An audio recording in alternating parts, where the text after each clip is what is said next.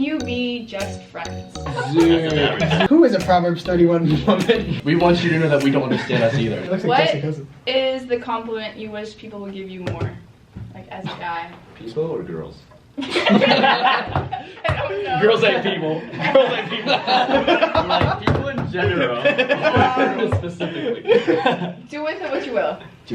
Like I said, I didn't make the questions. I just write them down. Oh, actually. Yeah, I Who just made ask these girls on questions? campus. When people tell me how Sweet. ripped I am. Oh, it's going, isn't it? I would like to give this to Sam. I would say just having people say like you are spiritually minded. You're more spiritually focused than being focused on things that are not important. That's deep. I think like kind of along, it's just like I really appreciate it when people tell me or like express like if I'm mature. Like when they compliment me on like how I handle something or like the way I hold myself. That to me shows a lot because like I work on that a lot. Like I want to be someone who's mature and who can hold himself well.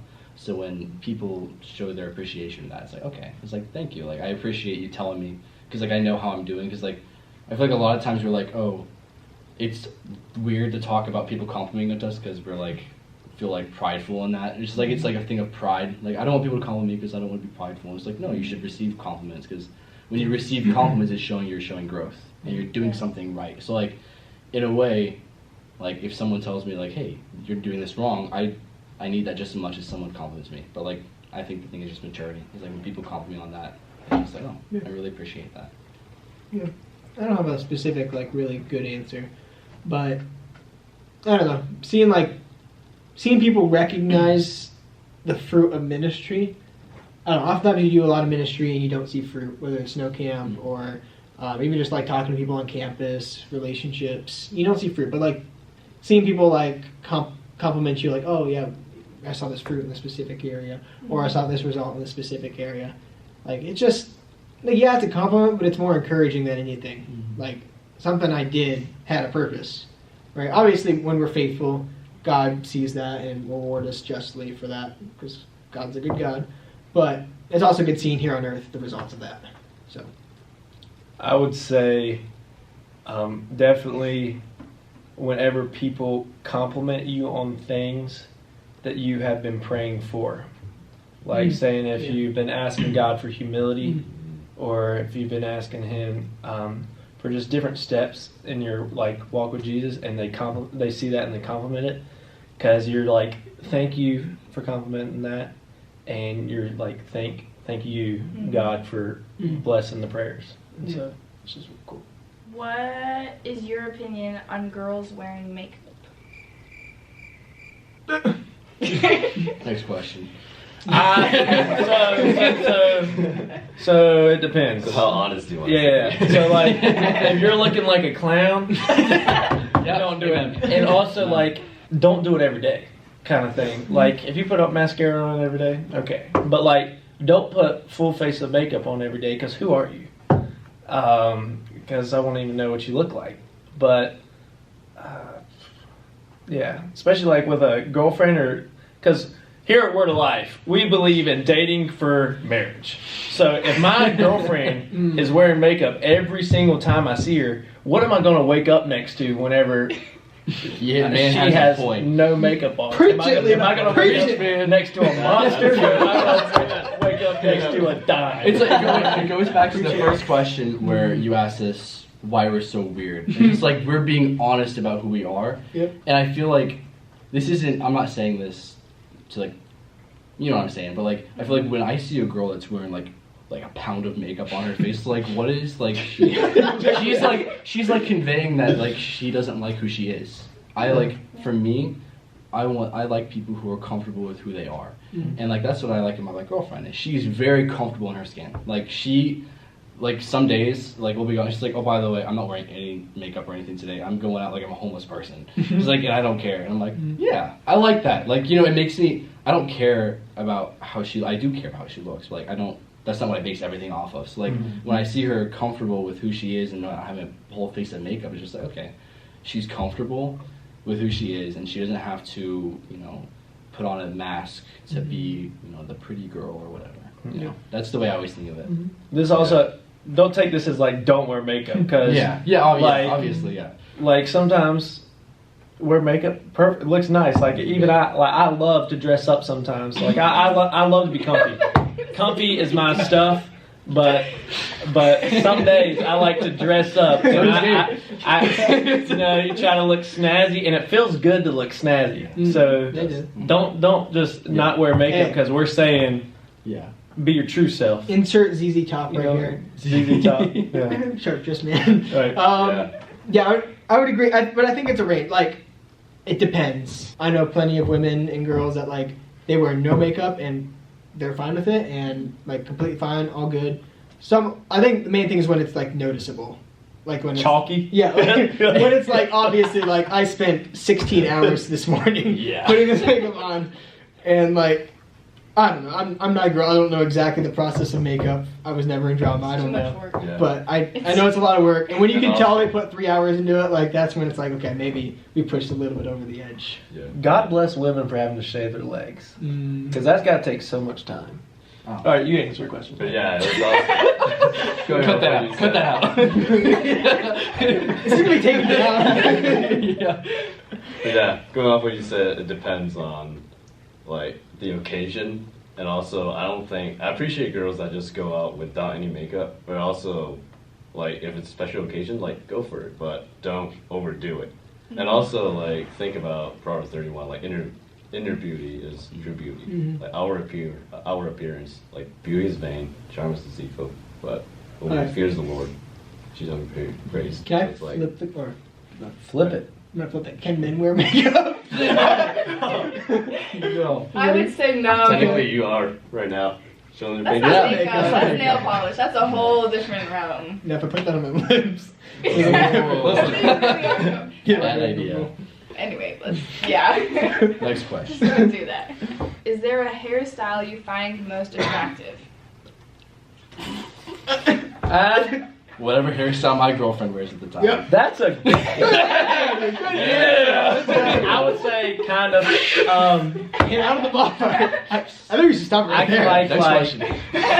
like hair down or messy bun. Either one of those are not like not just like messy bun when you're going out but like messy bun for a reason. Like messy bun because you've been working out or just woke up something, and then hair down is always nice kind of thing.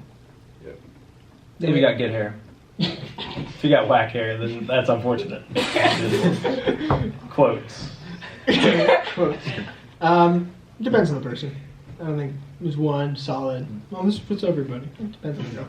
That is fair. I like Keith's answer. Yeah, that is fair. Because like some people there's so look many different good. hair types and face shapes and. Some people look good with curly hair. Yeah. Some people don't. You want to see me in a mullet? No. Now would Levi look good in mullet? Heck yeah. I got a picture of mullet. No, he's not good in long hair. Not good. In long hair or a mullet? Any.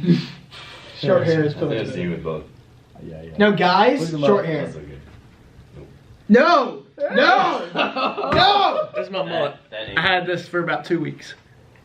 No. So I had super long hair at camp, and then they cut it. Okay. And then looky We need here. another camera showing the reaction. Right, and then we went to Liberty and we went swimming in a hot tub. Okay, we went swimming in a hot tub, and I put it up in a bun, and I put it up in a bun. Not like I would put it up here a lot for sports, but I put it up here for a bun to go swimming, and that was something. Y'all can keep on talking about. Oh, never mind, I found it. Oh my god. Almost looked like a female. Snazzy. Top 10. Top 10. What did you say? You didn't know who you were? Then I just gotta find a regular picture of my long hair so y'all don't think I'm. I chopped it at camp on stage, guys. That was commendable. Dedication. Anything for the gospel, you know. Amen. I was just anticipating like a mullet, not like a mullet. There's a difference between a mullet and a mullet. Who is worse at driving, men or women? Women. That should not even be a question. That's not even next question. There's a reason though. There's a reason. Men are more. Give us the reason. Men are naturally more confident driving than women. It's a bad thing. Reckless. It's a bad thing. Yes. I've already crashed. I've totaled the car. But we learn. I learned without getting in an accident. I ain't never got in an accident, and I'm a phenomenal driver. But Y'all it's drive just stick? I have not yet. Exactly. a little bit. A little bit. Man. But it depends. You're not sexist, we promise. I have all of you guys driven stick? I feel like there's like two ways you go about this. Men are more dangerous drivers, but they're better drivers. They know how to. They know how. They're more efficient. They know how to get places faster. They're better at navigation. Like speeding. Now, illegally. Yes. Okay. Maybe not navigation, but like I feel like females just like take their time. They're more like they know how to like drive, but they're not efficient with it. Some of them are like they're idiots, safer. too. They're way Like, safer. You're like, Yeah. Like they're Sorry. way safer than we are. I disagree. But we just drive in a more No, efficient to way. drive safely, you have to be confident. Yeah. You have to be Yeah, confident yeah, and yeah, aggressive, facts. I'd argue. Yeah. Aggressive. You're on the Yeah, highway in you DC, have to be you aggressive. have to that punch is it. the problem. I They're live in not Massachusetts, aggressive. and I know what it's like. You Some- have to drive aggressive in some places. Yeah. And I'm not gonna say any names, but last year during not this last year, but like the last year in snow camp, there was a girl on transportation, and I thought my brain was going a lot of places about how wordalized placement was not wise. Next question. What are your thoughts or opinions on girls' clothing and modesty? Good question. Good question. Good question. I don't like how we're like all under 21. I'm 19. You're 19. I'm 19. I'm the oldest person here. Oh. But like we're young guys speaking about this stuff, so like take it with a grain of salt. Yeah. But I mean, I don't know. You go to a church service and some of the people dress some of the women dress the way they are. Like, it makes it very hard to worship, especially when it's on stage. Like when your eyes are up there looking at the screen, and like, I don't know. Yeah. I feel like it goes between two things, right? You've got the intent of it. It's just like if your intent is to gain attraction from other men and gain them, you want them to notice you and you want them to like accentuate things. Like that intent in itself, like you can't tell for sure what the intent of someone is. Like someone could have just like that's just the way it is. You know, like they just dress that way because it's comfortable for them and that's just the way they've always dressed. Or it might be someone who just wants people to notice them and wants that attention.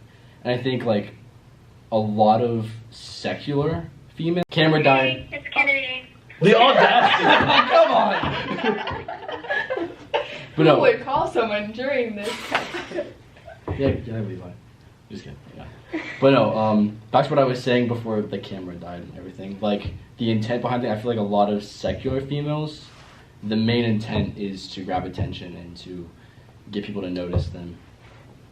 You can keep on talking. I'm just Okay, yeah. But like I feel like I feel like that's how if you're with a godly woman, someone who loves Christ, their intent isn't that way. You can notice the intent of a person based off of how close they are in relation to God. So like, for example, if there's a really godly woman who wears sometimes subjective or like immodest clothing, it may not be that her intent is to notice her. It's just that's the way she dresses and that's just the way she feels comfortable. And like that's the way I think about it. It's just like I'm not going to judge a person and their intents based on what they wear. I'm going to, give them the benefit of the doubt in their intents and just like, okay, I'm just going to focus on other things and just not try to make assumptions based off of what they're wearing, if that makes sense. What if, though, their intent is fine, Yeah. but they're... Yeah, and that's the other part of it. It's just like there has to be a point where you're saying, okay, there's the age-old debate of just like, is it the guy's problem or the girl's problem? It's just like, are you supposed to address the guy because he's looking and he's the one being distracted by it, or are you going to go to the girl and tell her? I think it's a mix of both in a situation. It's just like, there is a certain point where just like things are distracting. Like regardless, like there is temptation everywhere. So like there's a point where it's just like you need to approach the guy and just okay, be mindful and just be always on guard. But I feel like there's also a point where you should go. I don't think a male should ever go to a female and tell her. I think it should be a female going to another female. Yeah. Just saying in a respectful way, just hey, like, I think we should be mindful of the people around us because they have struggles and so do you, and we should be mindful of each other and, you know, not be a stumbling block in any way. We should be edifying each other, and not only the way we speak, which is what Ephesians talks about, but we should also be edifying in the way we dress, in the way we act, and the way we speak. And I think like that's where it comes down to. It's just like if there is an issue, I think both sides need to be addressed. It's just like, okay, you need, as a man, you need to be mindful of that and you need to be guarding against that. And approaching the feelings like you need to be mindful and you need to be guarding against that as well. Yep. I think and this isn't just church too. This is this is. I feel like we divide it like no. This is for guys too, and for guys too. Yeah. Levi. Yeah, so I would say I got this into two spots as he's fixing my shorts under the table. I would put this into two different kind of things. Points I'm going to make here is it depends on the place. So like if you're at the beach, wear a swimsuit if you want to. I mean, don't have stuff hanging out, you know. But sure, wear a bikini. I mean, you're at the beach. It's okay. But when you're at church, though? Why? Why? I just I mean, why the bikini or why the swimsuit? It's because people are prepared going there. People are prepared. Okay. And like with the church, like you said, also if you're up on stage, be modest. If you're at church, people aren't going there to. I mean, you're not expecting to see immodest women when you go to church. Usually, hopefully, Lord willing. But like even here at Word of Life, if the rule is to be like, I don't know what the rule is, but if it's to be like at your knee or close to your knee, don't have it where if you bend over you can see your whatever. Okay, so if people ain't prepared for that, or the rules, or you're not generally supposed to wear it, just y'all kind of get where I'm going with that, right? Mm-hmm. Yeah, and so it depends on the place. If you're going out to eat, blah blah blah blah blah. And another thing would also be to try to help out your brothers in Christ kind of thing. So like, yes, he was gonna say is that the guy's fault or the girl's fault, yeah. But help them out if you know. I don't know how y'all would know, but like if you know some guys that could possibly struggle with this or this and that, try to be as modest as possible without like making it embarrassing for him to where you know you're trying to make it modest for him. I don't even know how that kind of words go, but yeah, that kind of just preferring the brother in Christ, making it easy for him to think godly thoughts and not fall into sin. Yeah, I think going off what Andrew said, like, is what I'm wearing edifying to the opposite gender? And also, I think, like, personally, I would appreciate, like, if girls dress more modest, but, like, it's up to them. Like, who am I to judge them?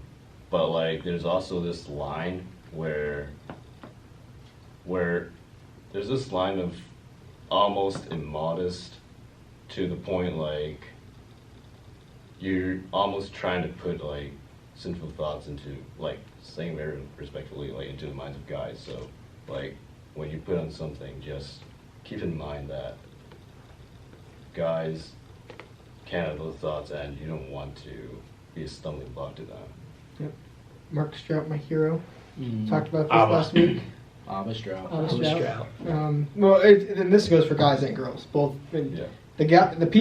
The way you dress, the way you act, the things you do, you're going to attract a certain kind of person, right? If you dress immodestly, or if a guy focuses like it's all sports, where I work out 4 times a day for 16 hours, like you're going to attract the people that you're going to attract, right? Not that you can't work out, not that you can't dress nicely, like nothing against, but like you put your time into something, you're going to be attracting people who also put time into that.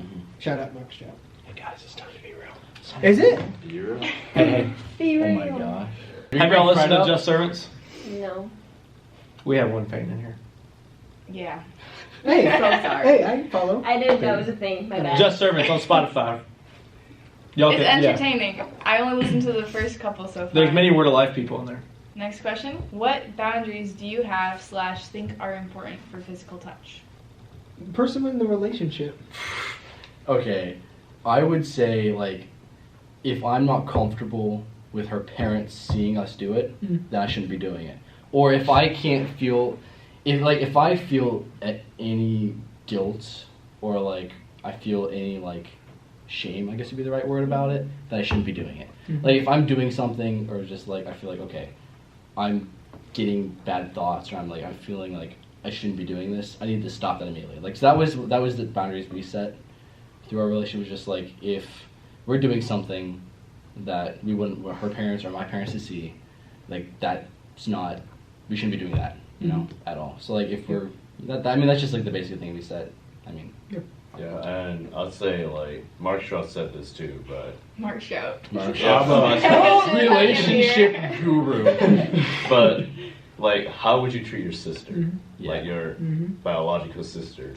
Like, think about the physical touch that you would be comfortable with her, and then apply that to your relationship while you're still dating. After you're married, of course, different story, but while you're still dating, even engaged, like, think about that. I would say, don't do anything. This would only work if you're with the right woman anyways. Like, but I would say don't do anything that makes them uncomfortable or makes their spiritual morals or something fall. Yeah. So, like, if you're with an ungodly woman anyways, that of course won't work. But if you find a godly woman, which we're supposed to, then do what, as long as it doesn't make her uncomfortable and as long as it doesn't bring down her morals, her spiritual morals. I think we focus a lot on physical boundaries. Very, very important, especially for guys. I think, Sam, I've thought a lot about that. Sister in Christ. Holding hands. I hold hands with my sister. That's fine. That's pretty much the extent of it. Like, maybe a slight kiss on the cheek for... Okay, I do that with my sister. That's fine. But anything more than that would be very weird if you think about it.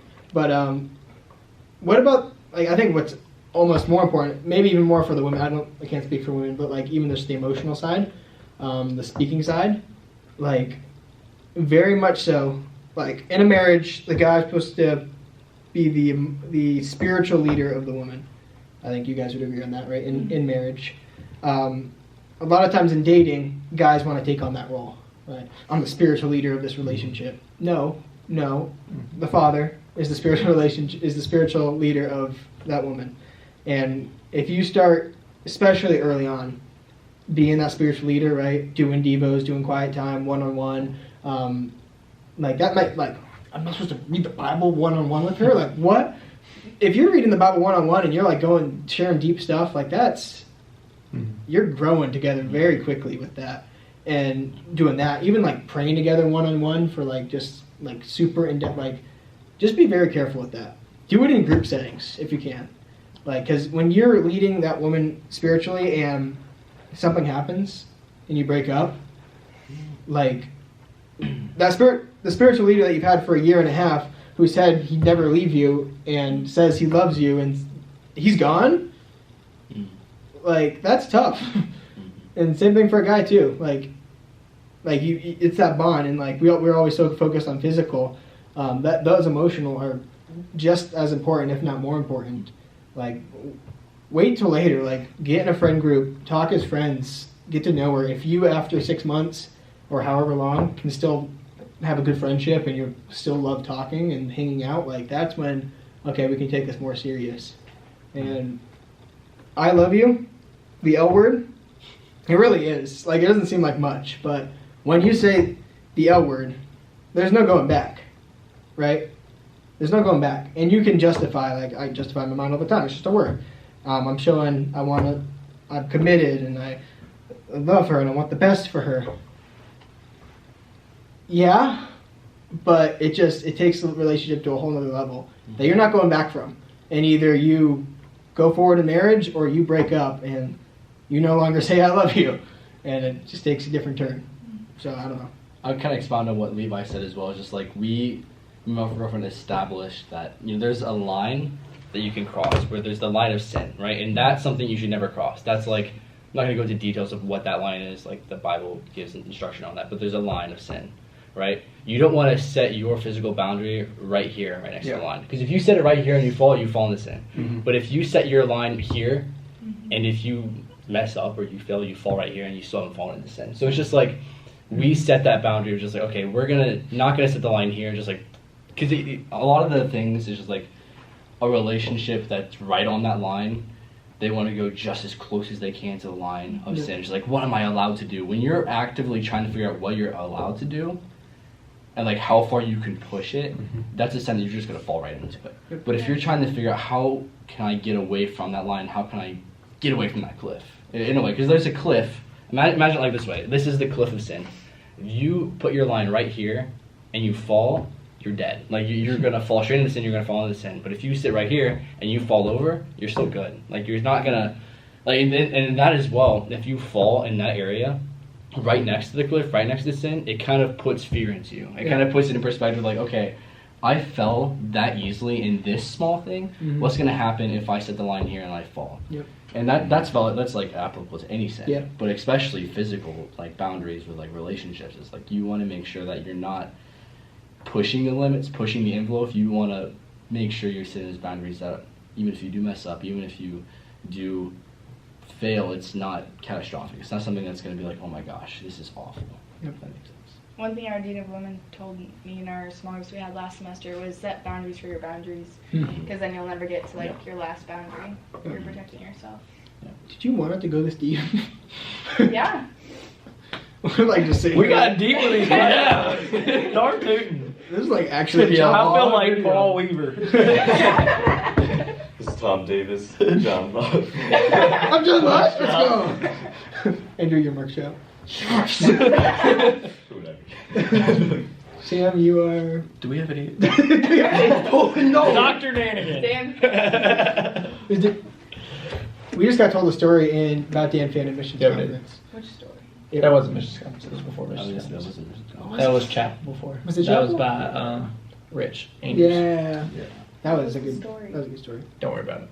You have to look at it on Facebook. Yep. Change those Chapel. Word of Life Facebook. Change the chapel. Yeah. I Shout see out. the thing, I just don't watch it. Yeah, I don't know. Wow, you were not truly sanctified. No, I As just Mark go to my Stroud own would say. chapel.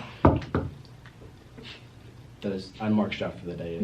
So I had to say the Sorry, sanctification. Mark. I had to say the line. Pardon the rapture. Yeah. Oh yeah. What are some highs and lows of your year at Wolby so far? Israel. Period. Oh yeah.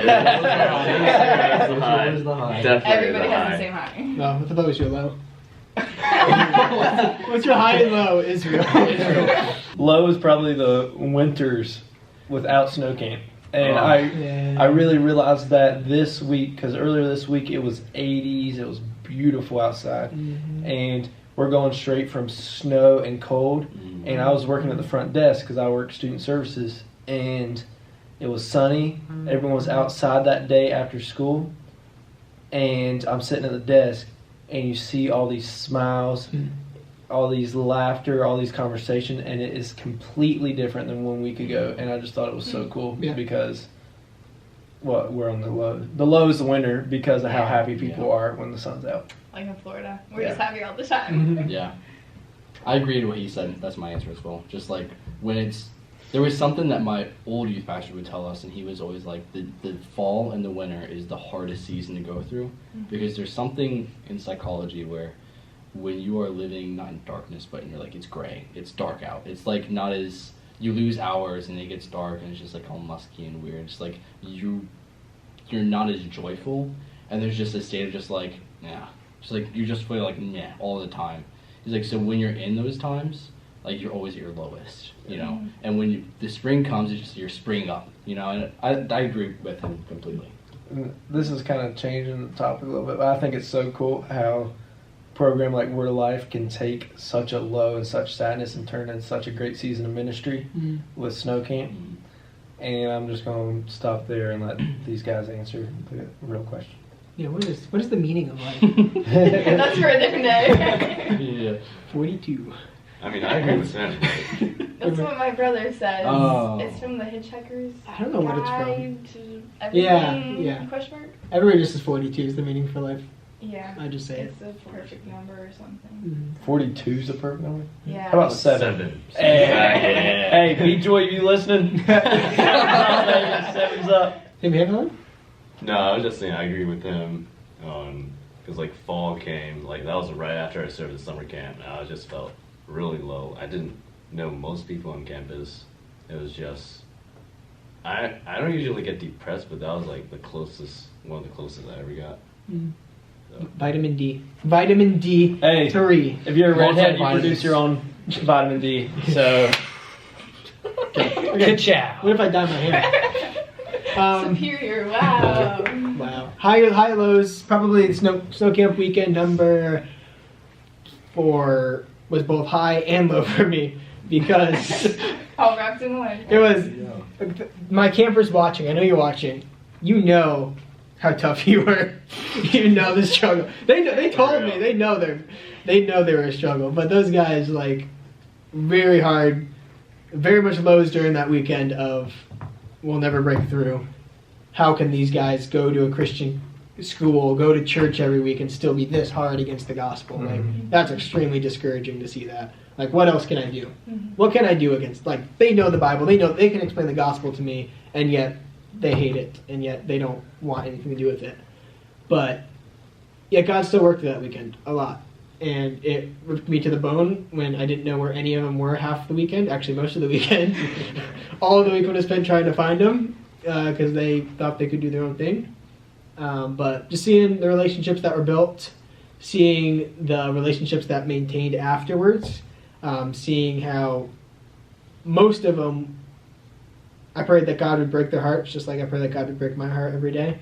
And I saw God break a lot of their hearts, just seeing the importance of the importance of their sin. It's a grave thing, and the importance of if you want anything to do with Christ in 4 years after school, after college, you have to start pursuing Him now. You have to make that decision. And so, yeah, let's say there's lows of that week, but also highs. Worship night. Do you guys have worship night down in Florida for Pursuit? No. No. Dang, imagine. We get 11. What is it? You're missing 10:45. out. 10:45 every Saturday night. It's almost the end of the weekend. You're dying and tired, and then you have like a And you're like this, Oh, but then you get worship. And Yeah, with our picture video. we have a 45-minute worship center with Ryan Arnold and that band. That That's was dope. the greatest thing. Yeah. Oh, it was so good. Half the campers were like, "No, I don't want to go to worship night. Or can I stay only for half?" And then they'll be And like, they get "Stay there for the And entire then- thing." yeah. I was like, "Yeah, I'm glad you Yeah, made me go." and then they're like amazed at it. They're like, that was the awesomest thing we've ever been through. And we're like, yeah, it was. But that when I'm definitely weeping halfway through that. But I think it did show my campers like this guy cares for us. Like this guy really does care for us, and I did. And I tried that weekend. Like I couldn't impress them with my, as our John Locke always says, our superior intellect. Right? they don't care about our superior intellect. They don't care about what we know. They care about how much we care. That's what they care about. Yeah. And Good. once they see how much they care. Yeah, we good care. They don't saying care what you is. know until they know that you care. Yep.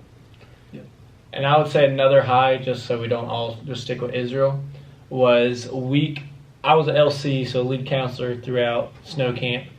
And so week 6, there was the gospel message and Don Locke presented it. And I was standing in the front getting ready to hand out some Gospels of John to the people that accepted Christ.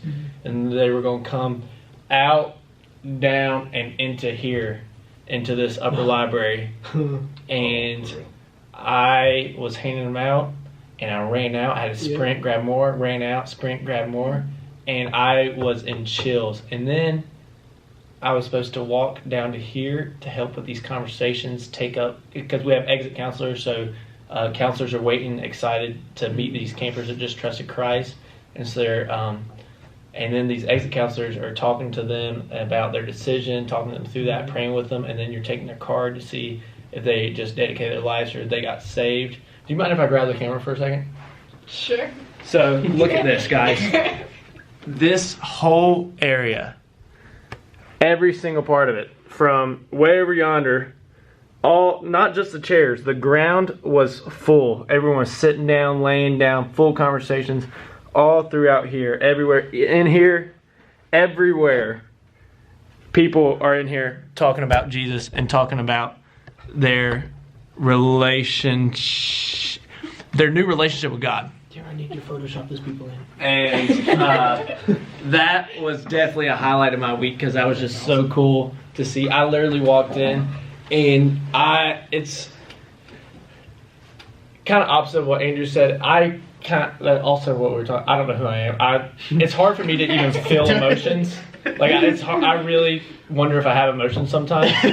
And I walked in, and that was like the first time I've ever in my life had tears of joy. I walked in and I started crying because it was amazing. It felt like Jesus was in here walking.